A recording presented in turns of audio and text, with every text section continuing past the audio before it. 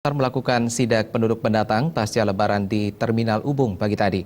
Dari puluhan bus yang diperiksa, petugas menjaring 3 penumpang yang tidak memiliki kartu identitas yang valid.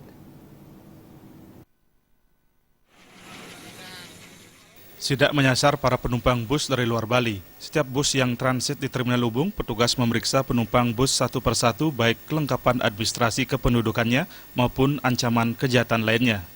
Petugas mendapati 1 orang tanpa identitas dan 2 penumpang lainnya memiliki KTP namun sudah tidak berlaku. Warga yang terjaring sidak ini akan diserahkan ke pihak terkait untuk diambil langkah penindakan.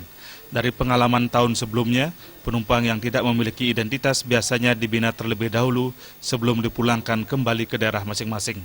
Sidak penduduk pendatang yang dilaksanakan di Terminal Ubung berlangsung hingga 23 Juli 2015.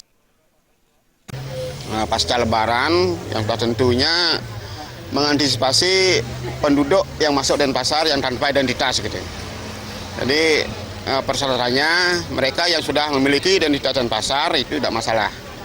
Yang tidak itu kami catat dan yang tidak sama sekali itu kami serahkan kepada penegak perda untuk diproses lebih lanjut begitu. Ini program kami dari sekarang sampai tanggal 23. Selain di Terminal Ubung, sidak penduduk pendatang juga akan dilaksanakan di Pelabuhan Benoa.